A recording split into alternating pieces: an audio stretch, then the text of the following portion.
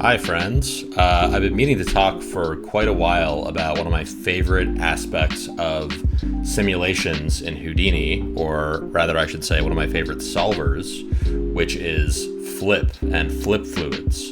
And I know these can be scary for a lot of people. They're a complex type of simulation that have a lot of different types of elements going on, including volumes and particles. And I feel really comfortable with it at this point and have used it to create all kinds of fun, abstract, or character-based effects beyond the sort of normal stuff that you would expect from someone getting into Houdini to do fluid simulations. So for a while, I've been meaning to make some tutorials kind of breaking down some of this process, and we're going to start doing that right now with this handy little intro to flip fluids. So let's jump in and start setting up some stuff from scratch, just like I would for any one of my projects. So the first thing we're going to do, of course, is just set down a handy geo container, and we'll call this flip, because why not? And we'll dive in there, and I'm going to start just setting up a basic little flip sim completely from scratch. So first I'll make a little sphere, and this will be kind of the source for our fluid. And I want to make like a kind of handful of little droplets to start off with. So I'll do a grid and a scatter, and we'll say we'll make maybe 8. I'm going to lift this grid above the ground plane, and then I'm going to copy to points, and we're going to copy our sphere to our points. Now, the sphere's this kind of odd, specific sphere shape. I want to create something that has sort of uniform topology and I can like smooth out nicely, just for kind of good measure. So I'm going to go ahead and crank the frequency up a bunch, and now I have these super nice smooth spheres. I'm also going to attribute randomize the p-scale of these, so that we get a little bit of nice variation going on. And I think I'll scale the grid down a bit also, so we're working at kind of a reasonable scale. In order to figure out what kind of scale I'm working at, I usually like to compare with Tommy, who's like a 6 or 7 foot tall human, because we're working in meters here. So yeah, this should be about 6 feet tall. Great, so this is good. These are some nice, very large blobs. Maybe I'll make this a little bit smaller. Maybe we'll say lower that a bit, and then the p-scale will set to be even smaller like that. And then for extra nice randomness, I'll just do a little mountain sop to kind of deform each of these little blobs slightly. I don't want it to be so rough because we're working with what should be fluid, so it should be kind of bulbousy, and you don't have obviously like super sharp hard edges in fluids in general.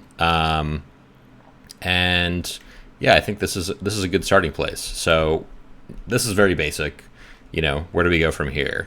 And we'll again compare this to Tommy. So these are going to create some large puddles, we could say. And so from here, now working in Houdini 19.5, we have a node that has been renamed to DOP flip source. And I personally am very comfortable with DOP flip. And I've found it to be a lot more straightforward to work with when you want to specifically work with points or particles. I found the new SOP flip stuff to be not as good for the kind of stuff that I usually do, which, again, to be fair, is a little out of the ordinary for Houdini fluid simulations. A time where I would be more interested in looking more into something like SOP flip would be for the type of kind of boundary stuff that I've seen them do in a lot of the demos for it, where you have like an object moving through like an ocean simulation or something like that. For that kind of stuff, it seems like it makes life a lot easier. But for the stuff that I like to do, again, where I'm working with particles specifically, it's a little bit tricky. So that's just a little disclaimer there. But yeah, let's dive into sort of how I go about setting up the rest of this so that it's ready for the simulation. So the first thing that we're going to do is I'm going to drop a primitive properties, formerly called the primitive SOP. And what this lets me do over here is on the volumes tab, I can adjust the visualization of the volumes and I can display it as invisible. Now, the reason that I do that is because I want to be able to see the particles that I'm working with. And you can't see them when you have these big SDF volumes over here. And you may wonder, why are there these SDF volumes and particles? Well, again, this is kind of the core of how FLIP works. It's a fluid implicit particle, fluid referring to like grid-based, pyro type simulations where you're working with voxels and you're doing this sort of project non-divergence step, which I made a separate kind of video about how that works to create this nice kind of swirly motion, but then it's being applied to particles that kind of help conserve the volume of the FLIP fluid. And so if I go over here, you can change the voxel size to make the voxels more dense and higher resolution. But that doesn't change the density of the particles. That happens with this particle separation. So I'm going to drop this down to, let's say 0.01 seems good. And we'll kind of let these be the same thing. There's instances where you'd maybe set this to be double the particle separation. In fact, I think that's the default of how the FLIP solver will set the volume grids to be double the scale of the particle separation. But we'll get into more of that in a second. So cool, this is basically good to go. And there's more stuff that you can do at this stage before we get into DOPS, but we're gonna start off by diving into DOPS first. So I'm gonna make a DOP network over here, plug this guy in, and the first thing that we're gonna want is a FLIP solver. And so that's not going to do anything on its own, but it'll give you some context as to what other things you might need. So this says fluid dissolve, this says particle velocity, this says volume velocity, and then this is the sourcing tab.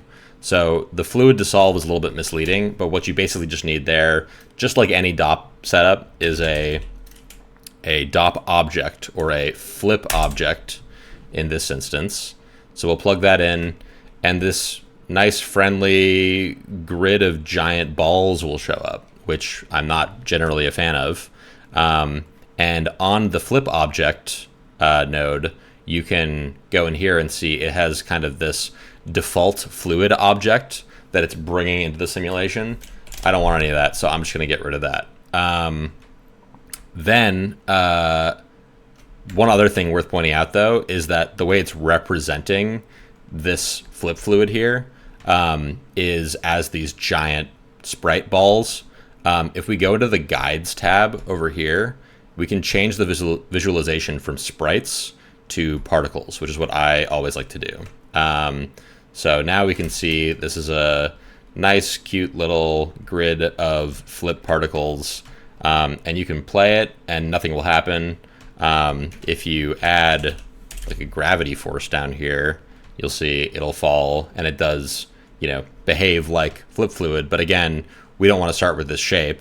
So I'm going to go back to the initial data and just kill that real quick. Then I'm going to go and add the next thing that we really need, which is a volume source. I plug that into the sourcing tab of the solver. This is where we plug in any kind of things that we're sourcing in. This is very similar to the Pyro solver, where we have this sourcing tab on the right, and that's where you source in any extra volumes that you're using to do your simulation or whatever.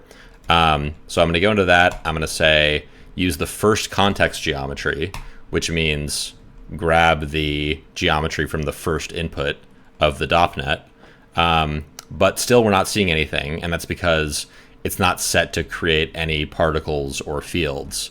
And rather than manually going in and setting this up, what you can actually do is click on the source smoke initialize and change that to say source flip, and it will configure that with some nice defaults for you. And now if we play this, we have flip being sourced in, but it bugs out super hard, and I'll show you exactly why that's happening.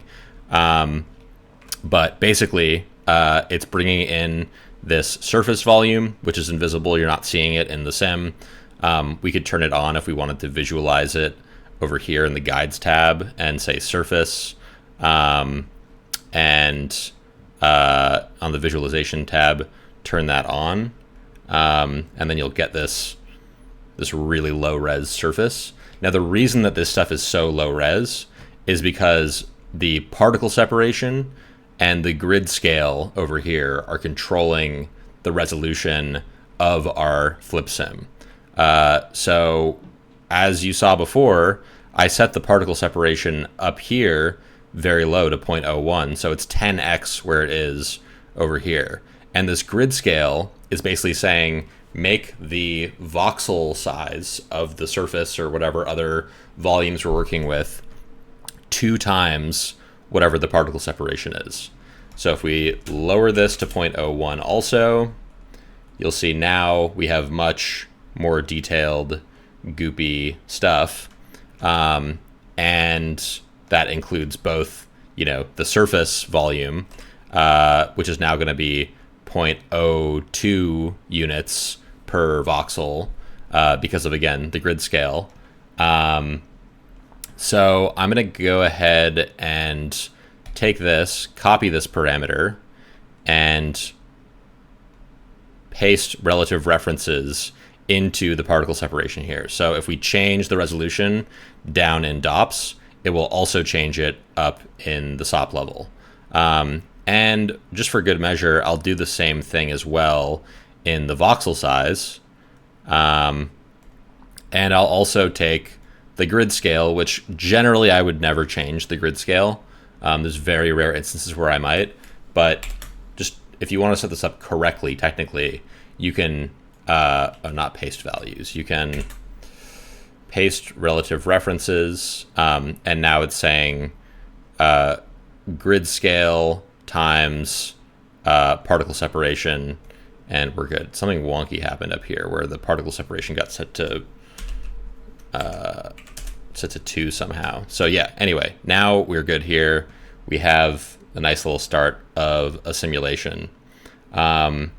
And I have this gravity that's bringing stuff down, but personally for me, when I'm doing flip simulation stuff, I actually don't like to use this gravity that kind of goes below the solver and stuff.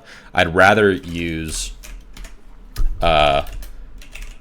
pop force and kind of create my own custom gravity. And something important about flip, again, we're working with volumes and particles, is that it can ingest both particle velocity, particle forces, and volume velocity, volume forces. So particle stuff, that means anything with pop in the name, basically. And a volume velocity means basically anything with gas in the name. So like gas blur, gas wind, whatever. They both should work. You can also use this to source in your own custom velocity grids and stuff like that and plug that into the volume velocity if you want to do something really custom.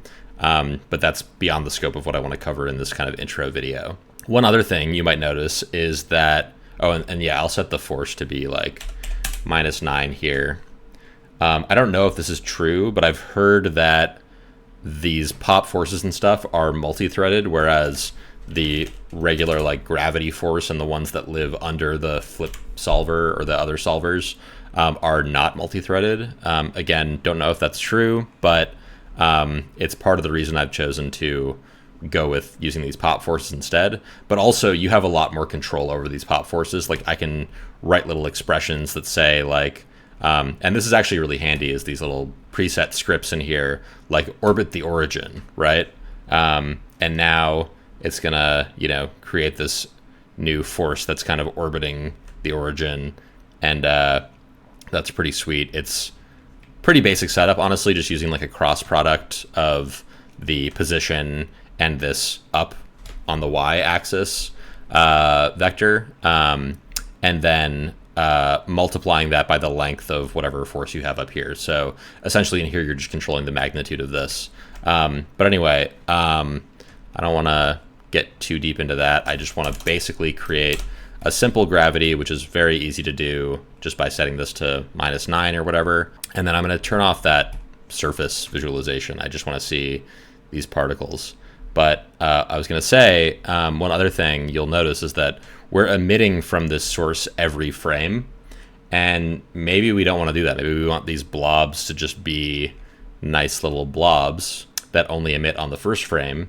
In order to do that, that's super, super easy. You just go over here to the volume source and you can turn this activation on and off. You could, keyframe it and then turn it off with 0. It's just like basically taking a 1 or 0 input here, 1 being on, 0 being off. But because of that, you can also put in like a Boolean expression like $f equals 1, meaning if $f, aka the frame that we're on, equals 1, then this is true, aka this value is 1, because 1 is true, 0 is false. And if it's not 1, i.e. if we're on any other frame besides frame 1, then this will turn to 0, which you won't see if you play the timeline, but you'll see if you scrub it, that it goes from 1 to 0. Or you could also say like $f is less than 5, and then it will emit for every frame up until 5. So this is all really handy stuff to keep in mind. But I'm just going to say $f equals 1. That's how you get it to say only emit on the first frame. So cool, that's great. Another thing we could do really quick is set up some kind of ground plane for our flip sim to collide with. So in order to do that, what you could do is just easily use the ground plane object in DOPS, and then you can just merge the flip solver and the ground plane, with the ground plane importantly being on the left side, because the left input affects the right inputs and not the other way around, unless you set it to mutual, and then the order doesn't matter. So either way is fine. It's up to you. I just tend to plug things in that way for good measure. And then boom, now we got this nice little splashy thing happening. So yay, we got some flip. It's super fun.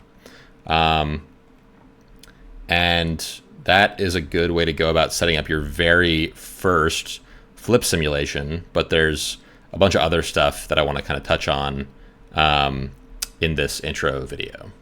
So the next thing I think I want to talk about is some different attributes that we can use to control our simulation. And I'll start with one of the more basic ones, which is velocity.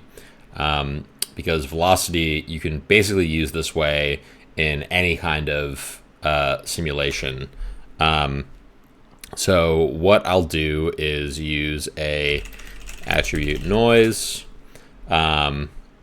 and instead of creating a color noise, what I'll do is I'll set this to be V instead, and I'll hit this display point trails button, and then you'll see we get this nice velocity. Everything's kind of going in this direction. The reason for that is that we have our values set to positive only. So if you're letting things move in XYZ, but positive only, then they're only going to generally move in this direction, right?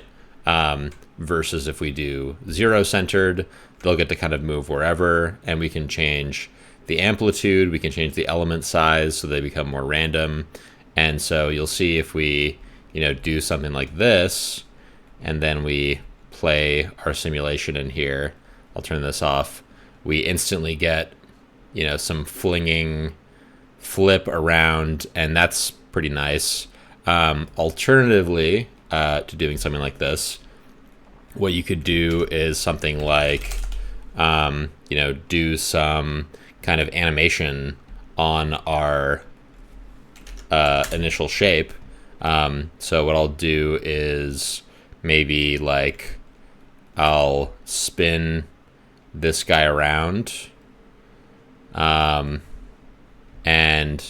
so it spins around once like that, and then I'll plug this in, and I'll add a trail sop. You could also use a compute velocity sop, but I'm used to using the trail sop, which I set to compute velocity. And now if we turn on our thingy, you'll see we get some velocity on here based on the movement. So if we go back in here, it's only going to emit on the first frame, but let's say instead emit on $F is less than 24, maybe. So it emits on the first 24 frames, and then it kind of flings some particles like that. And I like in Flip how we get this nice visualization of sort of how fast our particles are moving. As you can see, it like clearly is making kind of more light colored blue when the particles are moving faster, and they're darker when it's moving slower or whatever. So this is a handy, good thing to know about. And that's basically velocity. You can also like turn off the pop force and see kind of how the velocity behaves without any gravity, just kind of floating in zero gravity space is kind of interesting, and is a nice thing to be able to mess with. Obviously, an important difference to highlight about velocity. So one thing I could do is I could say, I'll use a point wrangle and just say v at v, meaning the velocity vector, equals set 0, -1, 0, meaning the velocity is set to move down by 1 unit, so it's moving down slightly, and I'll turn off the pop force, and let me again set this to $F equals 1, so it only emits in the first frame. And I'll hit play, and it goes down, and it splashes. And so, without thinking about this too much, you might say, oh, this is the same as gravity, right? And the answer is it's not, because the velocity that we're setting is only the initial velocity, whereas this pop force, gravity, is applying this force every single frame recursively, because it's happening in DOPS. If you're doing something in DOPS in the simulation, you are doing it recursively. You're doing it every frame, as opposed to outside of DOPS, where we're just sort of setting the initial properties or whatever. So that's cool. That's good to know. Let's say for now, we'll just leave this like this. And that is basically velocity and, gravity or pop force for now. Also, there's, all kinds of other pop forces you can mess with, and I don't want to get too crazy into all the pop forces and how they work, but, if you go in here, you can turn up the amplitude, and, it'll create like a noise that gets applied every frame. So it's sort of like that velocity noise that we were feeding in, but this noise is animated and changing every frame, which can be interesting, or it can kind of make your simulation feel a little bit muddy and unnatural, or like there's like really strong random wind moving around. So I'm not a huge fan of using this too much, but it's good to know about. Another big one is pop drag, which I use all the time, which just basically sort of like kills a little bit of the velocity on your movement every single frame, which is kind of nice because it acts in a similar way to like air resistance in the real world. And if you turn it off, you do get this cool effect of like kind of like just particles that kind of float forever. But a lot of the times that's not what you want, and you want something that feels a little bit more realistic and not like we're dropping, shooting a ball of liquid into like the floor of the moon or something like that. So that's cool. That's good to know. Another good example of this, I think, would be if we went back to this noise over here we're emitting, and let's maybe say again $F is less than 24, and I'll turn this pop drag way up, and I'll also animate this noise so it's changing from for every single frame, and then you'll kind of see maybe this is too intensive pop drag. Let's go back a little bit. But you'll kind of see it'll have this initial burst, and then it will really kind of slow down, and it can be kind of a nice realistic-ish effect. And the amount of air resistance and things like that and gravity that you'll get, this is all kind of dependent on like the scale of your simulation. And if you want to make things feel really big, you might want a lot of air resistance and a little bit of gravity. Or if you want something to feel really small, you might want like a lot of gravity and no air resistance, for example. But it all kind of depends on the context of what we're doing. So yeah, cool. Well, that's pop drag, pop force, and velocity. Let me show you some other cool kind of flip specific attributes now. So right out of the gate, this flip sim that we have right now is very splashy, as you can see. And there are probably some nice ways that we could go about kind of controlling the splash more. One other thing to keep in mind is that there is this other type of velocity transfer thingy versus flip called APIC, which is also popular. And I've seen a lot of people use that. I usually honestly don't change it, but it is nicely a little bit less splashy. It's kind of keeping those forms and those sheets together a little bit better. So this is definitely something to consider using, and maybe we'll just leave that on for now for what we're doing. I think flip is generally considered to be more suited for those kind of like larger scale oceany simulation type things and such. But what else can we do to make this kind of condense itself a little bit more and feel a little bit less kind of insane and splashing all over the place? Well, one thing that would be nice to play with would be viscosity, which in the flip solver, if you go over to the viscosity tab, you turn on enable viscosity, you solve viscosity with adaptivity. That's just a speed of improvement that you'll get with this feature that was added a few versions ago. And then also this viscosity by attribute right here. So what happens if we add some viscosity to this? Well, we can do that just by going back up here and setting a viscosity attribute. I'll make a new point wrangle just for good measure. We'll call this one velocity, and we'll call this one viscosity. And we'll say f at, because it's a float attribute, viscosity equals, I don't know, 100. And we hit play now. And same thing so far.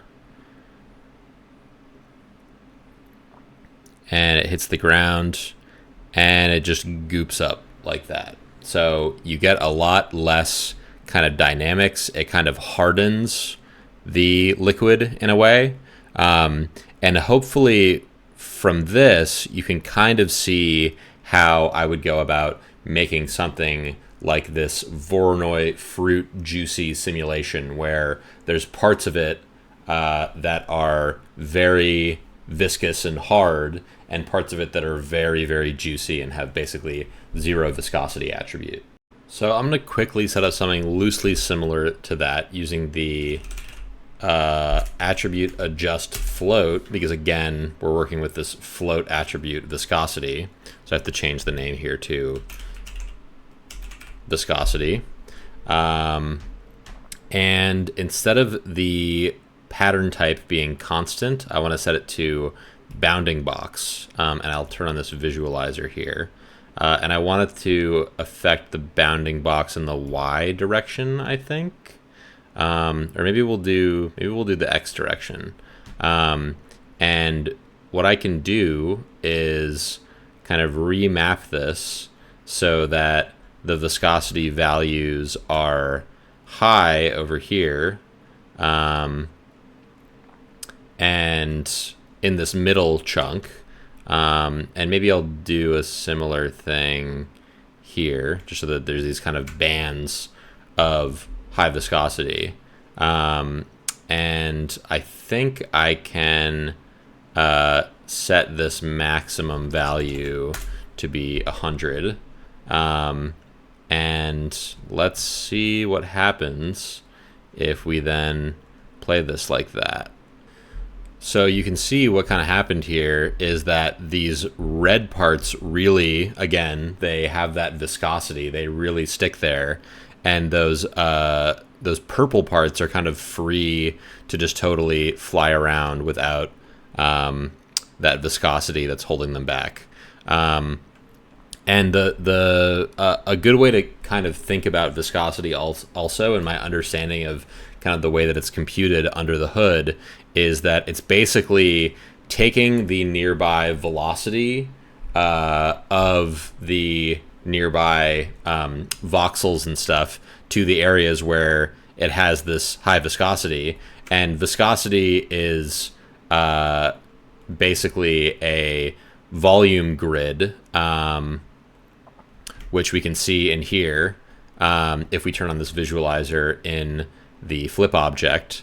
And it's just blurring the velocity of the stuff in this area. So it's all kind of sticking together, and it doesn't want to kind of like come apart. It wants to kind of remain close together. And that's kind of my understanding of how this viscosity works. So there's a lot of stuff that you can do here with viscosity that you can probably think of. But it's a great thing to kind of mix into your flip sims and to use in a number of different ways, including also just like helping kind of contain the simulation to a degree. If I completely turn off viscosity and we do this and sim it, it'll sim pretty quickly at first, but then it'll really expand a lot because it's not sticking to the floor. It's not sticking to stuff that it's colliding with. And then the domain of this simulation is just increasing so much. So having some viscosity to your liquid will kind of help, again, sort of keep it a little bit more contained in one place, which can make it ultimately simulate a little bit faster in the long run as well. But of course, there's other things you could do. You could kill some of the particles if they go beyond the camera frustum or whatever. There's lots of sort of ways to deal with that, but it's just one thing to kind of keep in mind when you're playing around. So let's forget about viscosity for a moment. Another thing that I want to look at and discuss is surface tension, which is not actually a point attribute. It's just a volume grid. There are ways that we could affect it with some kind of point attribute, but that's definitely something I would want to save for a more advanced tutorial. But let's just talk about it a little bit anyway. So surface tension, we can just turn on right here, and I've turned viscosity off also. And if we play this here, I think you'll kind of get some sort of sense for what's happening. It kind of blobs things up in a really interesting way. And this is actually a really strong amount of surface tension for the scale that we're at. But it's probably not immediately obvious what exactly the surface tension is doing if you don't already know. But basically what it's trying to do is trying to reduce the surface area of the liquid as much as possible. And this is a behavior that, liquids in real life have that vary at different scales. So at really small scale, liquids will have a lot of surface tension, and at large scale, you won't really want to simulate with surface tension because you'll hardly notice it. I'll go ahead and crank this down a little bit, set this to 1. But I have some examples that I've already cooked up of this surface tension here, and you'll see that it ends up creating this really interesting look. It creates these really interesting kind of tendrils on your liquid sims. And it can be a really desirable effect depending on what you're doing and the scale that you're working at. If you can remember the movie Bug's Life, the bugs walk around and are like able to carry little droplets of water, and that's because of surface tension that's kind of making the water want to stay in kind of a spherical shape. And it's fighting gravity and fighting other forces and stuff. But that's basically the concept of what surface tension is. Let's go back up here for a second, and I'll turn off this guy, I'll turn off this guy, and let's bring back this noise velocity stuff. And we'll also turn on pop drag again. And if I hit play now, I think we'll get kind of an interesting sort of effect where these guys will all kind of splash into each other. But what you should end up seeing, in addition to some of these really pretty looking tendrils and stuff, where again it's trying to reduce the surface area, is that they'll end up kind of consolidating into like a bunch of different little blobby spheres. Because again, that's the effect of surface tension, is like every chunk of water is trying to be like, how do I like limit surface area as much as possible? You just get these really pretty looking results. I think that stuff is pretty sweet. So something to keep in mind, again, is surface tension, especially if you're wanting to make cool, kind of interesting, abstract looking simulations and effects and such. Some other really good stuff to be aware of in Flip is over here on the particle motion tab of the Flip solver. You have some interesting options, including use friction and bounce, add ID attribute, age particles, and reap particles. These, especially the ID and age attributes, can be really important and useful. So I'll add those and I'll show you kind of what I can do with them in a second. Other stuff also really worth noting is the reseeding, which is on by default, and the particle separation. What reseeding basically does is it tries to maintain the right kind of count of particles per voxel. So it can end up both deleting particles if there's too many particles in a voxel, or it can add more particles if, for example, you want to have more particles on the surface of the object to make sure that it has kind of more density. Now the problem is that this changes the point count of your sim, so sometimes it can be undesirable if you want to just do a flip sim with a super consistent point count, which sometimes maybe you do. And this is going to be an example where we're going to want to do that. I'll also turn on particle separation here, and you'll be able to see, hopefully, what it kind of does is tries to maintain a more even particle separation, versus if I turn this off, I think you'll see that it feels a little bit less uniform in terms of the way that the particles are pushing against each other and being separated. So I think generally this is a good thing to turn on, but it can be something worth kind of playing with. Okay, so now we have the ID attribute and this age particles stuff here.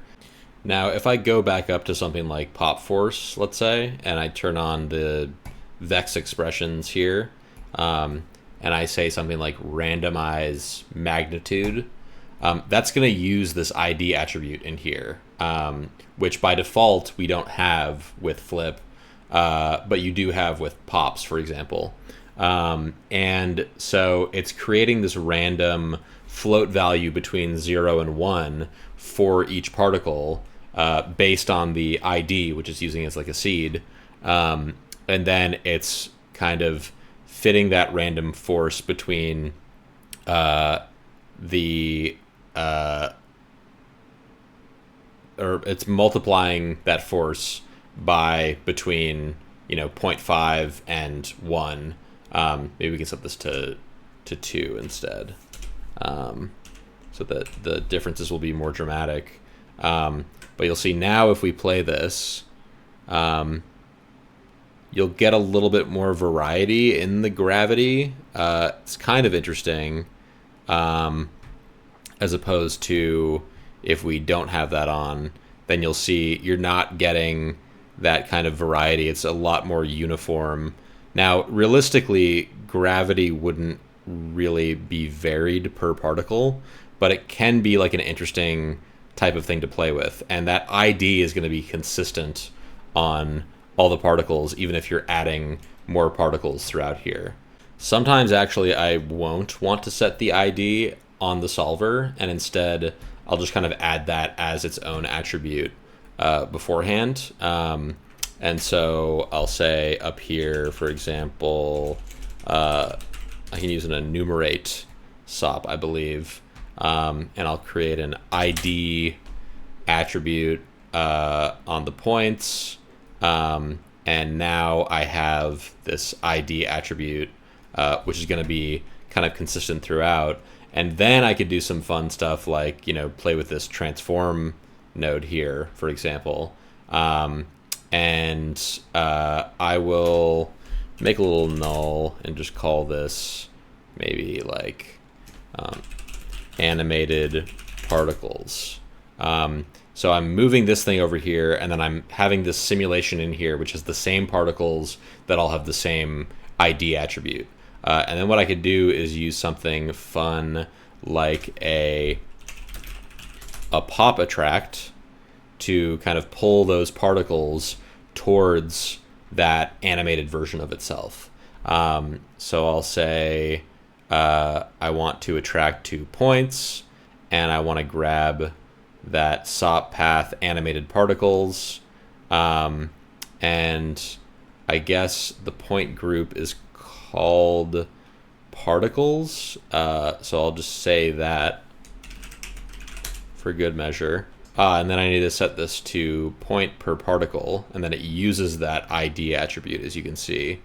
And then so now we get these flip particles kind of trying to follow that animation, but not being able to keep up with the speed of it and stuff. And it kind of creates its own interesting kind of custom animation here,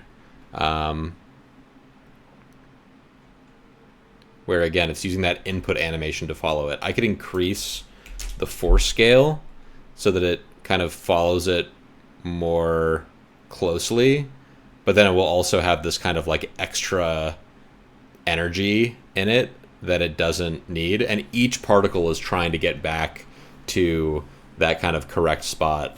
But yeah, I feel like there's some pretty interesting stuff that you can do with this kind of thing. And yeah, this is like a lot of fun to play with. So definitely try this kind of stuff out, which you can do with ID attributes. Let's change things up a little bit, and maybe we'll just use one sphere now, and I'll make it a bit smaller. And what I'm gonna do is animate this guy.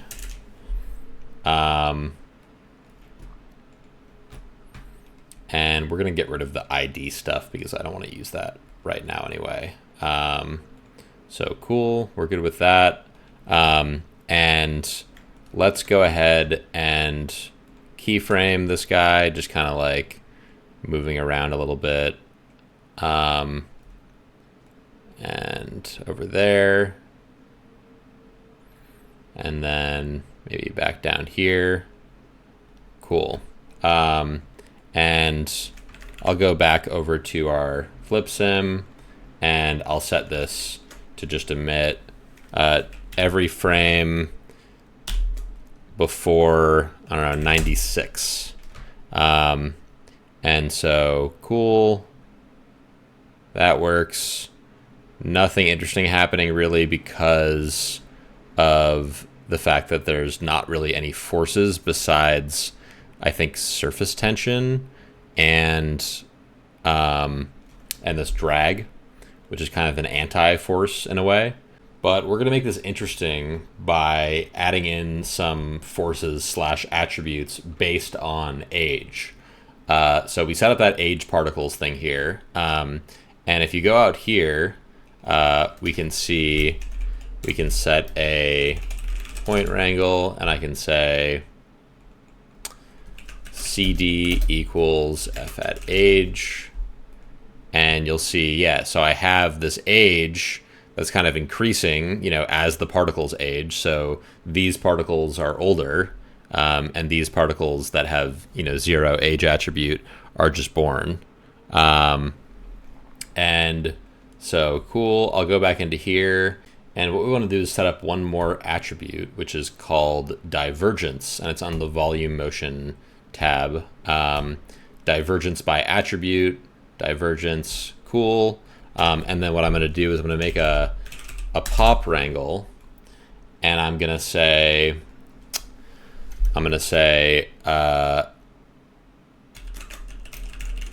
divergence equals fit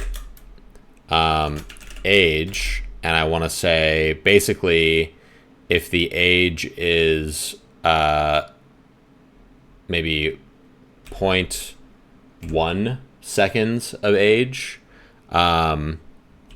between maybe 1 second of age, I want the divergence to fit between 5 and 0. So just for clarity, this is basically saying before the age is 0.1, the divergence is 5. And then once the age is 1 second, so 24 frames in, then the divergence is 0. And in between, it's in between, right? Well, there's one more thing you have to do that I missed, which is you have to go over to the flip object and add the divergence field. Otherwise, the field will not be present at all in the simulation. And if you go over to the guides tab, you can see we have this divergence field that we want to be able to access. And if you play it with that on, you'll see that divergence field, and there's some divergence happening, and then it kind of cools off and it goes away. And basically what divergence does is it adds kind of outward pressure if it's positive, or it kind of adds inward pressure and like sucks things in if it's negative. And that can be really useful, especially if you want to do like a foamy expansion type thing, or something similar to this kind of effect that I made a little while ago, which I think is like a lot of fun. So I've gone back in here real quick and I've remapped it again so that we're actually going from +5 divergence, so outward expansion, to -5 divergence, so inward expansion. And the other thing that I've done is I've turned on reseeding again, because if you're expanding but you're not reseeding, it means that you're going to get little gaps where you're losing particles, where there's not enough particles to kind of account for the growth in volume created by the divergence.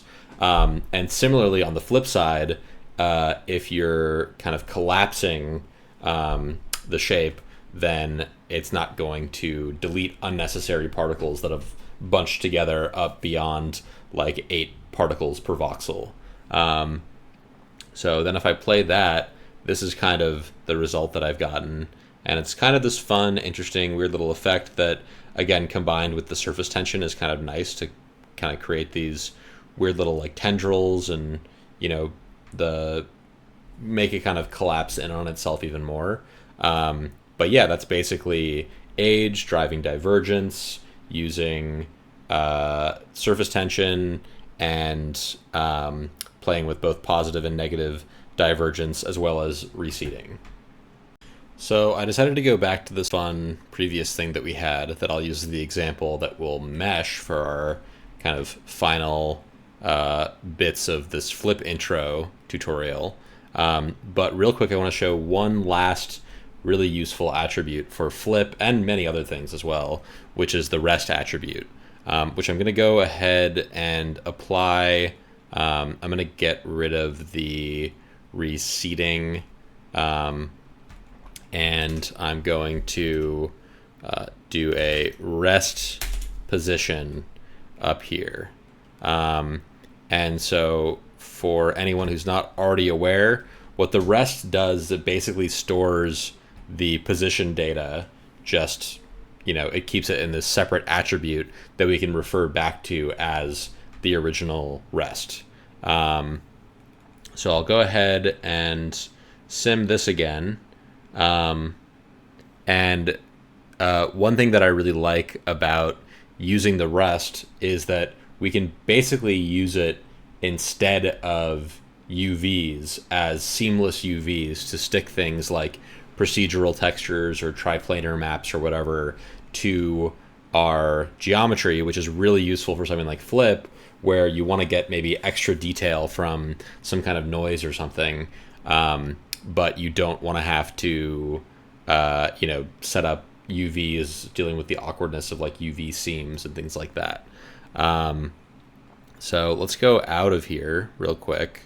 And if we visualize the rest, you'll see, no, not F at rest, V at rest because it's a vector.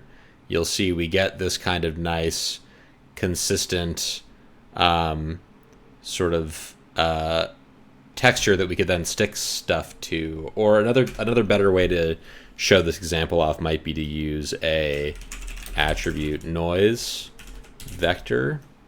And I want this to create the CD attribute instead. And I want it to, for the location attribute, I want it to use the rest. And you'll see now how it kind of uses that rest attribute to sort of have this color be able to refer back to it and kind of remain consistent throughout the simulation. So that's pretty nice. And again, is something that you can use when you're actually shading. So cool. Well, let's get into the final step of the flip process, which is, of course, going to be meshing our simulation, assuming that's something that you want to do. You don't necessarily have to. You can just render it as particles if you want. But I think most of the time people are going to want to mesh their flip simulation. So the first thing that I'll do is on the DOP.NET, it is bringing in everything from the DOP.NET, including any colliders or whatever.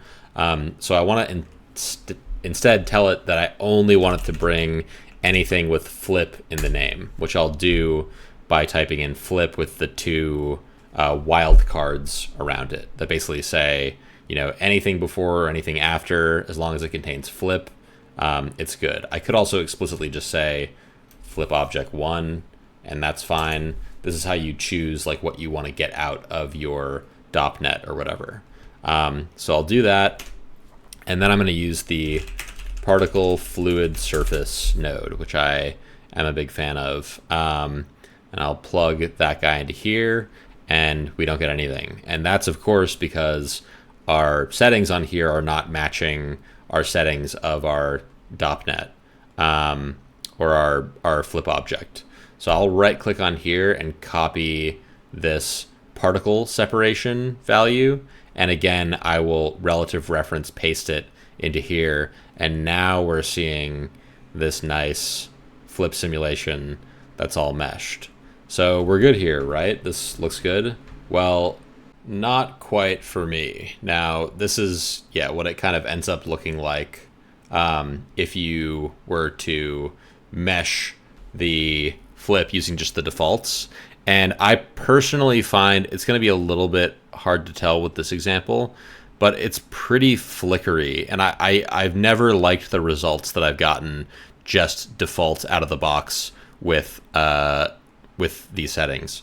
They're close to something that can look pretty good, which I find to personally be if you just turn on limit refinement iterations. If you just turn that on and then you play it, it'll be a lot smoother, and it won't be as flickery. Also, this adaptivity setting over here, this basically controls like how much it's sort of poly reducing the polygonal mesh, which in general, if you can avoid using that at all, if you're not like destroying your disk space or whatever, then I would suggest turning that off because it will end up looking better. But yeah, I find that to be all right using this with the limit refinement iterations just checked on. I think that this looks significantly better, and I wouldn't necessarily recommend against using this. However, what I tend to like to do is something entirely different. So basically what I've found that I like to get the most detail as well as stability in the mesh sim with as little flickering as possible is instead of using average position, I use spherical mode, which you'll see is kind of simply basically just sort of meshing around each particle in like a spherical manner, kind of treating each particle as like a little sphere that it's then kind of combining together. And this looks pretty cool, but it also looks very rough and noisy, and that is why this can be okay. I don't think I would ever necessarily use the result just like this, but in the filtering tab, super handy, of the particle fluid surface, you got some nice checkboxes you can turn on for smoothing your results. And I don't like to just crank these all on with the defaults that they have, which is 2 each. I usually set these down a little bit. And sometimes I'll play with it a bit and see how I feel. But I like using the each of these. Maybe I'll even turn this off just because I don't necessarily want that final smooth. I want this to feel really detailed. But the dilate, smooth, erode, and then final smooth workflow is a pretty standard way to go about kind of meshing a bunch of particles as a VDB, as a signed distance function VDB, an SDF. This node is nice also because it also handles like adding on the velocity and stuff, so you'll get nice motion blur when you render this guy out, and that's pretty sweet. But basically the idea is that you're dilating the mesh, so you're like sort of increasing the volume like you would here. I can change this to a surface VDB and turn this off. And basically what it's doing is saying VDB reshape, and it's saying we want to expand it out a little bit, and then we're gonna unexpand it, right? And doing that kind of inherently smooths it to a degree, but it also results in like particles that may be close but not quite touching, kind of then kind of grabbing onto each other a little bit. You can kind of like close gaps in theory. Like let's just take this to the extreme. We'll set this to 3, and then we'll erode this by 3, right? And then it's kind of connecting these things in a way that it wasn't before. And that's kind of interesting and can be kind of cool. you know, we're definitely, again, going really overkill with this. But then adding a VDB smooth in the middle of here also is kind of an interesting way to kind of take that a little bit further. And then, yeah, you get kind of a nice smoothing effect in theory. But again, I like to go pretty minimal with this stuff. And so I'm just going to go ahead and set dilate and erode to 1 and smooth using mean curvature flow to 1. Maybe I can be happy with this smooth here if I set this to mean curvature flow. Yeah, that seems to be kind of keeping all those little droplets more nicely. So yeah, I think I'm good with that. And then I'll switch this again to give me a polygon soup.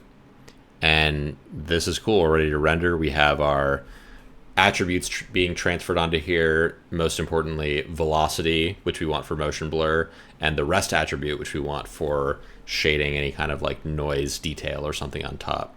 So let's go ahead and make a null, and I'll bring this into Solaris and we can kind of light it and mess with it. So I'll call this fluid out. Okay, so I'm going to go into the stage context, and I'm just going to do a SOP import, and I'll go grab my fluid out over here. Nice. And then I'm going to give this a name. I'm going to call it fluid/mesh. And I'm going to switch to the Solaris desktop, and that way I have this nice view of the scene graph tree and scene graph details. So cool. And now we're bringing this guy in, this animated topology mesh looking pretty sweet. Trying to decide what side I want to. Yeah, I think we'll stick to rendering it from this side. This is a really cool frame. Look at that. We got some really nice kind of swirliness going on. So cool. Then I guess what I'll do is I'll make a dome light, and I'll use an HDRI from HDRI Haven that I've downloaded. Just grab this guy, and right now we have some crappy lighting in Karma. Sweet. Cool. And then we're ready to make our material. So I'll go ahead and make a material library, and I'll make a Karma Material X subnet. That's what you should use for all of your Karma Material X materials. And I'll call this liquid, and I'm going to delete. Actually, we'll keep the displacement for now. We might use that. And I'll use a standard surface shader right here. I'll drag this onto here so that it's applied to the liquid. And then I'm going to turn on Karma again. And I think it could be cool to make this like a metallic kind of liquid thing, potentially. Maybe with like very low roughness or something. In order to set up the motion blur, I'm going to need to use a render geometry settings, which I'll set up here and say to apply to my fluid mesh. And in the Karma tab of that, I can say to turn on velocity blur. And now we're getting our motion blur. So that's pretty sweet. Now, what else do we want to do here? I'm going to go to maybe the last frame here, or towards the last frame here. And I want to show you what I can do with the rest attribute. So I can do primvar reader. This is just like an attribute reader, basically. And I want to read that rest primvar, it's going to be called. So if I click on the fluid, go to the mesh and the surface, go down here, we'll see we have all these different primvars again, which are basically attributes, but in USD. And there's this one called primvars rest. So that's the one that we're going to want to be reading in. And I can go over here and say, this is a float 3 and it's called rest. And I can set this as like the base color. So you could see like this is, you know, doing the same kind of stuff that we were doing at SOP level, but with that base color. But instead, what I want to do is I want to use it to drive if we want to use a fractal 3D, which is a type of noise in Material X. And I'll plug this into the position instead of using the position attribute, because again, I want it to be static. I want it to stick to our thing. And I can go and plug this into the base color here. Or what I could actually also do is I could use an unlit material. I think I can also hit X on here maybe. And that will like help me visualize this. I could be wrong about this. This might also only work in CPU. Yeah, so this does work in CPU. Great. So I can visualize the noise on here, and I can tweak the scale of it if I want, not within this noise node itself like you might in some other render engines, but what I can instead do is I can do a multiplication on that rest. So I'll go ahead and crank this up a bit. We'll set this to vector 3 FA, so it's just one slider I have to tweak. And this is great. We already got some nice detail, and you can kind of see how it's sort of interestingly sticking onto our thing here, and how it's kind of helping sort of flow along the direction that it's moving, because again, you know, the rest attribute is acting kind of in a way like UVs would, and it gives some more like nice visual detail and stuff. So yeah, even scale 100 or even scale 1 is kind of insane here. So we can definitely crank this way down, and we might not even want to use this at all necessarily. But as you can see, you know, the displacement, it definitely works. You know, you can definitely displace these fluids, and you know, this stuff will stick to it, which is kind of cool. You know, this might be cool to just have on here like this. But alternatively, let's say maybe we wanted to just use this to drive like a bump map or something. Well, the way you'd set that up in Material X, just so you know, is you would use a height to normal. So we're taking this height map, because it's a height map because it's just describing height. It's black and white. It's a float value, versus a normal map, which is, you know, has its vector data because it has XYZ data in each pixel. And you'll take that, and we'll also take a normal map, and we will plug it into that, and then we'll plug that into the normal here, and we'll see we get this really crazy overkill